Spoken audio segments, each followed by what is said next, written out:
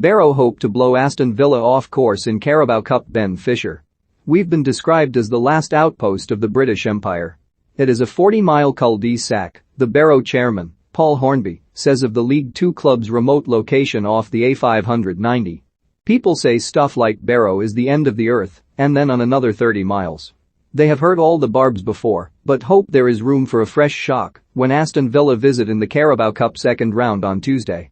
Barrow, who returned to the Football League last summer after a 48-year absence, drew top-flight Middlesbrough away in the FA Cup third round in 2009 and travelled to Sunderland of the Premier League a year later in the fourth round, but never have they hosted such esteemed opponents.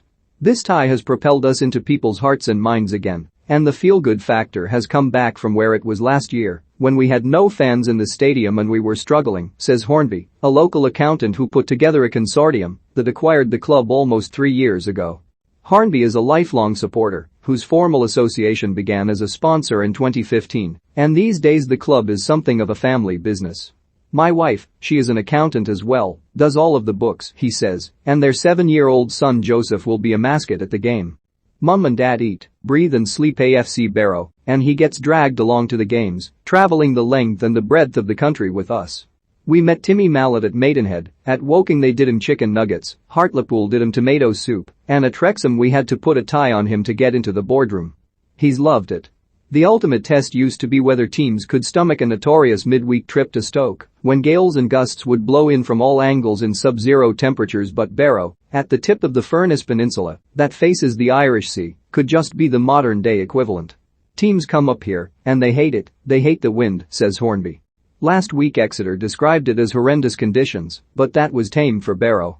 The romantic in me feels yes, we are playing a Premier League team, but come to Barrow on a Tuesday evening, when the wind is howling off the sea, the rain is going across sideways, there could be an upset on the cards.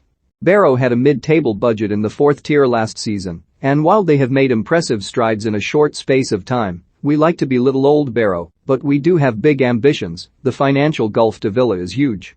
Barrow's annual playing budget of £1.5 million is the same as the reported yearly salary of Conor Hourihane, a backup player who could feature for Villa on Tuesday. This summer Villa sold Jack Grealish to Manchester City for £100 million and made Emiliano Buendia their record signing in a deal worth £40 million, while Barrow's record outlay remains the £20,000 they paid North Ferriby for forward Anthony Wilson in 2014, with most of Mark Cooper's current squad made up of freebies.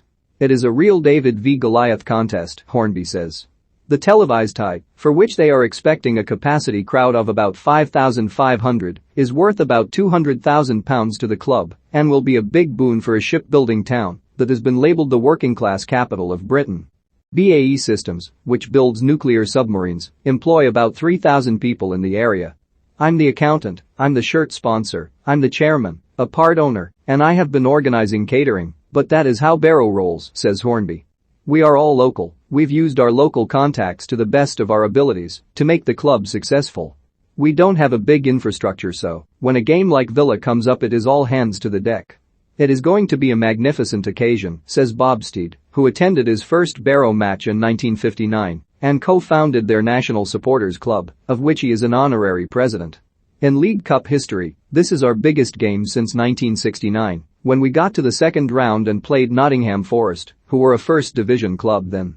They had some very good players like Terry Hennessy, a Wales international, Henry Newton and Ian Storey-Moore, who went on to Manchester United. We lost 2-1. It was a lovely balmy September evening, and it was a really good football match.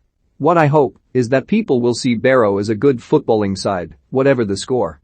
Barrow's expansive style en route to promotion under former manager Ian Evatt earned the moniker Barcelona, which led to the club selling T-shirts featuring an adapted Barcelona crest.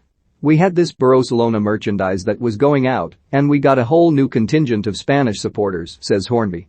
People were commenting on our social media in Spanish and we were selling to Spain from the club shop. Hornby is yet to see any travelling Spanish fans make the pilgrimage to their Hooker Street ground, but perhaps they will for the Villa game? You never know, he says. You never know.